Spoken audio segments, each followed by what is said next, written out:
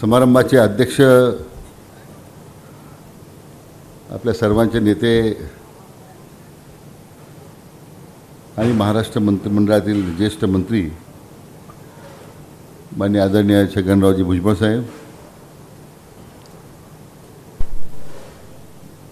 मंत्रिमंडळातील माझे सहकारी आमचे जुने स्नेही माननीय माणिकरावजी कोकाटे, ज्येष्ठ मंत्री सन्मान्य नरहरी झिरवळजी, त्याचप्रमाणे उपस्थित आपल्या दिंडोरी मतदारसंघाचे खासदार मान्य सुभागरेजी, विधानसभेतील माझे सर्व सहकारी आमदार मान्य दिलीप काका, मान्य आमदार राहुलजी ढिकले, मान्य आमदार डॉक्टर राहुलजी आहेर, आमदार काशीनाथजी दाते सर, आमदार आशुतोषजी काळे, आमदार अमोलजी खताळ, आमदार विठ्ठलरावजी लंगे, इगतपुरीचे आमदारही काही काळ आले होते, हिरामनजी खोसकर, त्यांचा उल्लेख केला पाहिजे. आपल्या नाशिक शहराचे आमदार माननीय फरंदेताई त्या या ठिकाणी शुभेच्छा देऊन गेल्या.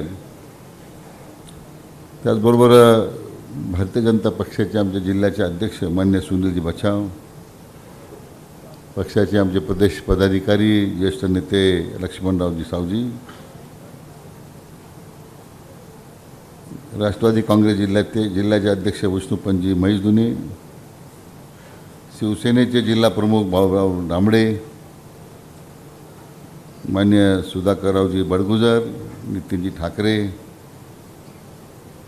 मराठा विद्याप्रसारक संस्थेचे सरचिटणीस दिलीपराव भानसिंग, अनिलजी मोहिते, डॉक्टर भास्करराव खर्डे,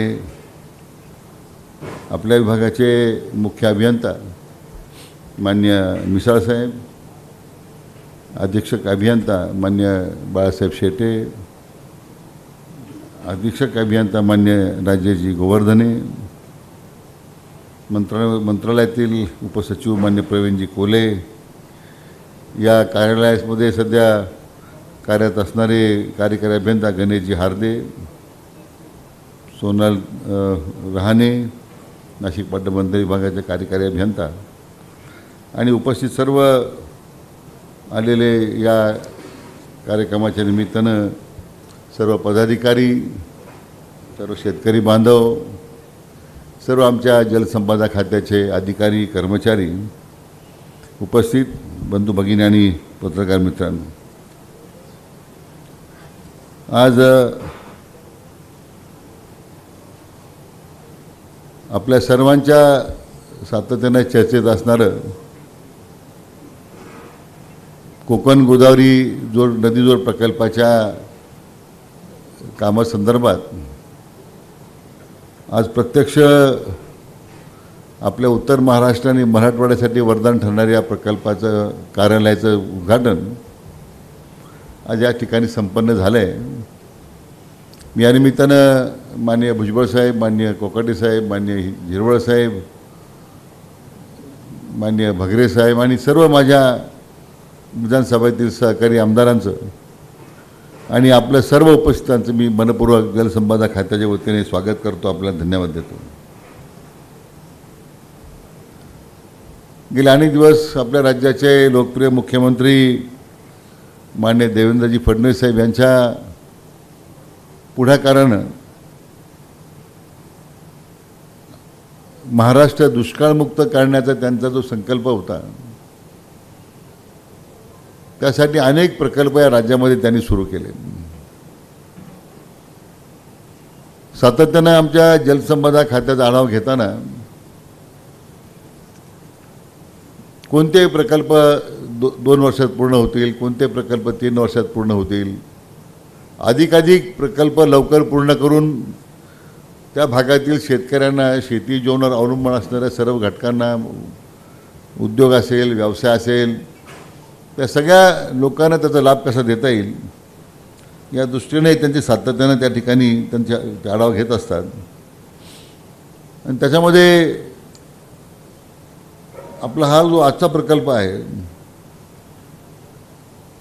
त्या प्रकल्पाच्या कामाला सुरुवात करताना आता त्याचा DPR तयार करण्यासाठी दिलेला आहे भुजबळ साहेब. सध्या आपण 60 कोटी रुपये त्या प्रकल्प अहवाल करण्यासाठी एका यंत्रणेला दिले आहेत. आमची अपेक्षा आहे की जानेवारी 2026 पर्यंत तो प्रकल्प अहवाल जो आहे तो शासनाकडे सादर होईल. साधारण या प्रकल्पामध्ये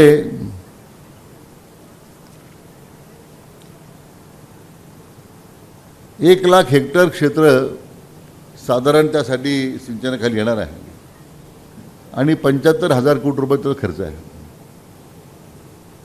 अतिशय महत्त्वाकांक्षी हा प्रकल्प. आता याच्यामध्ये शासनाने त्यासाठी विशेष पुढाकार घेतला, कारण आपण पाहतो गेले अनेक वर्ष या सगळ्या समनाईन पाणी वाटपाच्या कायद्यामुळे सातत्यानं या पाण्याच्या प्रश्नावर वाद सुरू आहे. परंतु मी आता गेल्या आठवड्यामध्ये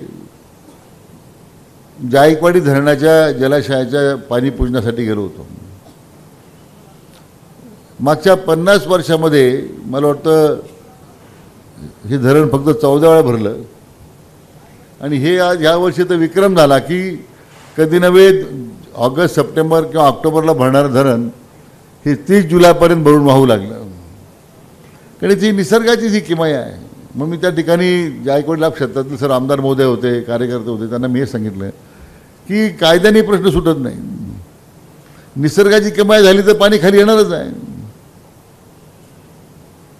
याच्यामध्ये जे आपण काही मंडळी खालची किंवा त्याच्यामध्ये विशेष करून पाण्यासाठी आग्रह असतात आणि तो त्यांचा आग्रह बरोबर आहे. प्रत्येकाच्या आपल्या भागामध्ये पाणी आलं पाहिजे, पाणी मिळालं पाहिजे यासाठी त्यांनी आग्रह धरणं अजिबात चुकीचं नाही आहे. परंतु कायदे केले समन्यान पाणी वाटपाचे, कायद्याने हा प्रश्न सुटणार नाही. किती अनेक पिढ्या आपण खर्ची घातल्या तर शेवटी जे निसर्गाच्यावर अवलंबून असणारी धरणं आहेत त्याला दुसरा कुठला पर्याय नाही आहे. जेव्हा पाणी वरून पडेल आणि ते खाली वाहून जाईल. आणि म्हणून या संबंधी हा जो पुढाकार आपण विशेष करून घेतलेला आहे, ज्यामध्ये मी उल्लेख केला की माननीय देवेंद्रजींनी दुष्काळमुक्त महाराष्ट्र करण्यासाठी संकल्प जो घेतला आहे त्यामध्ये हा जो आराखडा तयार झालेला आहे किंवा तयार होतोय, यामध्ये विशेष करून महाराष्ट्र पाणी परिषदेने जे त्यावेळेचा पुढाकार घेतला, मग त्यावेळेस स्वर्गीय गणपतराव देशमुख होते, स्वर्गीय आदरणीय खासदार बाळासाहेब विखे पाटील होते, जलसंपदा विभागाचे अनेक मुख्य अभियंता राहिलेले अधिकारी होते. या सगळ्या लोकांनी एक आराखडा तयार केला. चितळे समितीसमोर सुद्धा तो मांडला गेला. साक्षी झाल्या लोकांच्या. आणि त्याशिवाय आता पर्याय नाही आहे. आणि म्हणून अनेक वेळा त्यांनी या विषयाकरता सरकारचं लक्ष वेधण्याचा प्रयत्न केला. परंतु शेवटी पाण्याचा प्रश्न इतक्या सहजासहजी सुटत असेल तर हे श्रेय जाणार कोणाला? म्हणजे श्रेयवादाच्या भानगडीमध्ये आमच्या पूर्वीच्या राज्यकर्त्यांनी हे गणपतराव देशमुखांना श्रेय गेलं तर काय होईल, विखे पाटलांना श्रेय गेलं तर काय होईल, आमचं नाव कोणी घेईल, या वादामध्ये ते शेवटी त्याला अनुलिखित करण्यात आलं. जसं आमचं निळवंडे धरण 35 वर्ष लागले साहेब पूर्ण व्हायला. आणि त्यानंतर त्या धरणाचं विशेष करून आमच्या महाराष्ट्राच्या एका नेत्यानं 3दा भूमिपूजन केलं. आणि प्रत्येक भूमिपूजनाला सांगायचं की विखे पाटलांच्या धरणाला विरोध आहे. हे सांगण्यासाठी 3दा भूमिपूजन झालं आमच्याकडे. शेवटी मला सांगायला आनंद होतो की हे धरण पूर्णता करण्यासाठी आपलं महायुती सरकारला यावं लागलं आणि आपल्या देशाचे लोकप्रिय प्रधानमंत्री आदरणीय मोदीजी त्याच्या उद्घाटनासाठी आले आणि आज दुष्काळी भागाला पाणी मिळायला लागले. ह्या सगळ्या पाण्याच्या प्रश्नामध्ये हेच दुर्दैवानं घडलं. परंतु मला या निमित्तानं निश्चितपणे माननीय देवेंद्रजी 2014 ते 19 मुख्यमंत्री असताना ह्या पाणी परिषदेच्या लोकांनी त्यांच्यासमोर सादरीकरण केलं. त्यांना ती भूमिका पटली. त्याच्यामध्ये त्यांनी काही थोडे बदल करण्याचा निर्णय केला आणि 19च्या मंत्रिमंडळाच्या शेवटच्या बैठकीमध्ये साधारण 60,000 कोटी रुपयाच्या या आराखड्याला त्यांनी मान्यता दिली. पण मागच्या 19 नंतरच्या 2.5 वर्षाच्या कालखंडामध्ये काही घडलं नाही. परंतु नंतरच्या काळामध्ये या प्रकल्पाला चालना मिळाली आणि आज या संपूर्ण प्रकल्प आता वास्तवामध्ये आता समोर येतोय आणि तो पूर्ण होण्याकरता आपण सगळे कटिबद्ध आपण या निमित्त होतोय. याचा विशेष आनंद आपल्या सर्वांना आहे.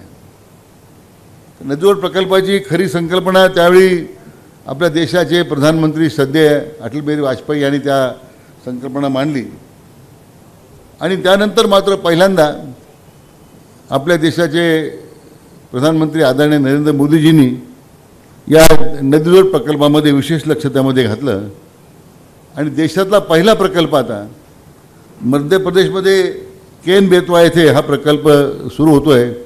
तो 2 राज्यांचा प्रकल्प आहे. त्याला 90% अनुदान भारत सरकार देणार आहे केन बेतवा प्रकल्पाला. नंतर त्यामध्ये आता परत महाराष्ट्र आणि मध्य प्रदेशचा जो तापी बेसिन मेगा रिचार्ज प्रकल्प जो आहे त्याच्या कामाचे आता त्या ठिकाणी त्याच्या संबंधी सामंजस्य करार झाले. आणि त्यामुळे मला वाटतं देशामध्ये एक प्रकारचं ज्यावेळी नदीजोड प्रकल्पासाठी आदरणीय प्रधानमंत्र्यांनी पुढाकार घेतलेला आहे त्याचा बरोबर फायदा आपल्या राज्याने घेतलाच पाहिजे. आणि त्यासाठी उत्तर महाराष्ट्र मराठवाड्याकरता हा प्रकल्प प्राधान्याने घेतला पाहिजे अशा प्रकारची आग्रही भूमिका आपल्या राज्याचे लोकप्रिय मुख्यमंत्री माननीय देवेंद्रजींनी मांडली आणि आता या प्रत्यक्ष कामाला आपण सुरुवात करतो. आपल्या विदर्भाकरता जो नळगंगा वैनगंगा जो प्रकल्प आहे तो विदर्भातील 10 जिल्ह्यांसाठी वरदान ठरणारा प्रकल्प त्यांनी आता हातात घेतलेला आहे. साधारण त्याला 1 लाख कोटी रुपये खर्च आहे. त्या प्रकल्पाला आता चालना मिळते. अशा या वेगवेगळ्या प्रकल्पाच्या माध्यमातून या प्रकल्पाच्या करता मला वाटतं आमचे राहुल आयर मला सांगत होते की सगळं होते पण नाशिक जिल्ह्याला काय मिळणार आहे का नाही. हे सगळं नाशिक जिल्ह्याकरता चाललंय राहुलजी.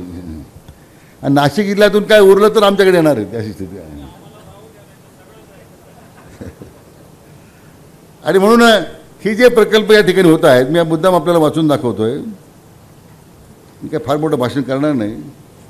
दमणगंगा एक दरा जो गोदावरी योजनेचा जो प्रकल्प आहे तो आपल्या नाशिक जिल्ह्याकरताच आहे. साधारण 12,000 हेक्टरला आपण पाणी देतोय. 2500 कोटी रुपये खर्च आहे. दुसरा दमणगंगा वैतरणा गोदावरी योजना जी आहे जी आमच्या माणिकरावांच्या सिन्नर तालुक्याचा दुष्काळ कायमस्वरूपी संपवण्याकरता आहे. त्या संगमनेर तालुक्याचा काही दुष्काळ भाग आपण घेतलेला आहे. त्याला साधारण 33,000 हेक्टर क्षेत्राला आपण पाणी देतोय. त्याला 13,500 कोटी रुपये खर्च आहे. आपला कोकण उल्हास वैतरणा गोदावरी ज्याचा आज आपण त्या कार्यालयाचं भूमिपूजन याचे उद्घाटन केलं ते साधारण 1 लाख हेक्टरला पाणी मिळणार आहे. त्यासाठी 75,000 कोटी रुपये खर्च आहे. नारपार गोदावरी ज्याचा आपण आता नेहमी उल्लेख करतोय साधारण 21,000 हेक्टर क्षेत्र त्यामध्ये भिजणार आहे. आणि मला वाटतं त्याचा मॅक्झिमम उपयोग चांदवड येवला या सगळ्या भागाला होणार आहे. नंतर आपल्या कृष्णा खोऱ्यामध्ये आता आपण जो आता नवीन प्रकल्प घेता की कृष्णा खोऱ्यातलं साधारण 80 TMC पाणी जे पुराचं पंचगंगेला आणि कृष्णाला पूर येतोय.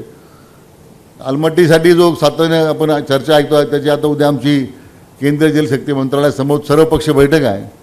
सांगली आणि कोल्हापूर जिल्ह्यातले सर्व आमदार खासदारांसमेत मी भेटणार आहे. त्या 80 TMC पाणी आपण त्या बोगद्याद्वारे आता आपण उजनीमध्ये आणतोय आणि ते पाणी मग तुमच्या दुष्काळ भागातल्या धाराशिव जिल्ह्याला जाईल. काही पाणी उचलून आपल्याला मराठवाड्यातील लातूरला देता येईल का. कारण शेवटी हे पाणी अन्य खोऱ्यात वळून आणल्याशिवाय आपल्याला हा पाण्याचा प्रश्न सातत्यानं जो सुटला पाहिजे आपली मागणी आहे. आणि तो महत्त्वाकांक्षी प्रकल्प भुजबळ साहेब वर्ल्ड बँकेने त्याला मान्यता दिली. वर्ल्ड बँकेने त्याला आता निधी येतो मान्य केले. तेव्हा फक्त टेंडरची प्रक्रिया मोठ्या 1 महिन्यामध्ये सुरू होईल आणि या कामाला आम्हाला सुरू करता येईल. अशा ज्या योजना आहेत मला वाटतं त्या योजनेच्या माध्यमातून राज्यामध्ये हे सगळे जे काम आपल्याला करायचं आहे शेवटी निधी तो उभा करावा लागणारच आहे. आम्ही आदरणीय प्रधानमंत्र्यांना विनंती केली आहे मुख्यमंत्र्यांच्या माध्यमातून की याला सुद्धा भारत सरकारनं या नदीजोड प्रकल्प आपला उल्हास खोऱ्यातला जो आहे त्याला सुद्धा 90% रक्कम द्यावी, की ज्यामध्ये शेवटी हे जे 55-60 TMC पाणी गोदावरी खोऱ्यामध्ये येणार आहे त्या व्यतिरिक्त आमचा प्रयत्न आहे की 10 TMC पाणी या व्यतिरिक्त भंडारदऱ्यामध्ये आणण्याचा आपला प्रयत्न आहे. अतिरिक्त जवळजवळ 15 TMC पाणी मुळात धरणात आणण्याचा आपला प्रयत्न आहे, ज्यामुळे नगर जिल्ह्याच्या सगळ्या धरणांची जी मागणी ती त्यानिमित्तानं पूर्ण करता येईल. गोदावरी नदीमध्ये 55-60 TMC अतिरिक्त पाणी, आपण 55 TMC म्हणतो, पण आमचा प्रयत्न की तो अतिरिक्त सुद्धा पाणी उपलब्ध होऊ शकतं. त्यामुळं पाण्याचं सर्वेक्षण करून पाणी जे नदीला वाहून जाते पश्चिम वाहिन्यांचं, ज्याचा उल्लेख मागाशी झिरवाळ साहेबांनी केला सुरुवातीला की उत्तरेचं पाणी पश्चिमेकडे कसं जातं, हे सगळं काम जलद गतीने करण्याचा आपला प्रयत्न आहे.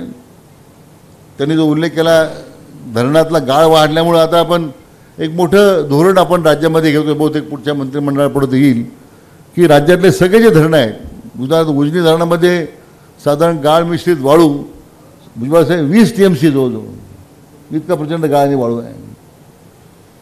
जायकवाडीमध्ये सुद्धा त्या फरकानं निवळ गाळ सुद्धा 10-12 TMC पर्यंत आहे. ही साठवण क्षमता वाढवावी लागेल. परंतु जायकवाडीसुद्धा जे धरणाचे जे कालवे आहेत, मी मंत्री झाल्यानंतर जेव्हा आम्ही आढावा घेतला तर 180 किलोमीटर कालव्याच्या क्षमता एवढी प्रचंड आहे, 40% गळती होती. आणि ते सगळ्या 40% पाणी मग कमी पडलं की मग पाणी वरून सोडा. यंदा आपण लक्षात घ्या जायकवाडीमध्ये 30% पाणी शिल्लक होतं उन्हाळ्यामध्ये सुद्धा.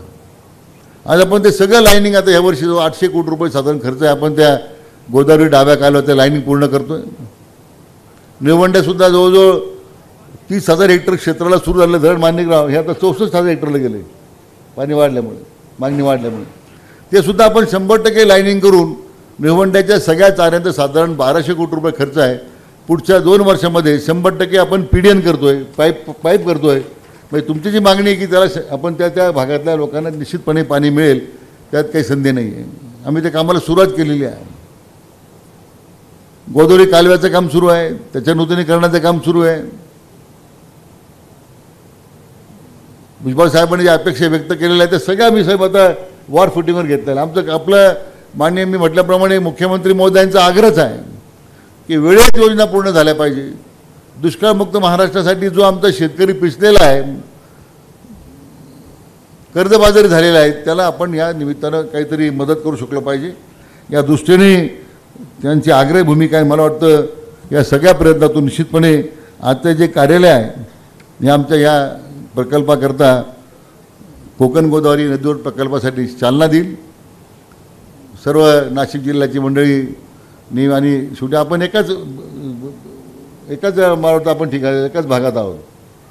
त्यामुळे पाणी निर्मिती करता जे जे करणं शक्य आहे ते करण्याचा आमचा प्रयत्न राहील.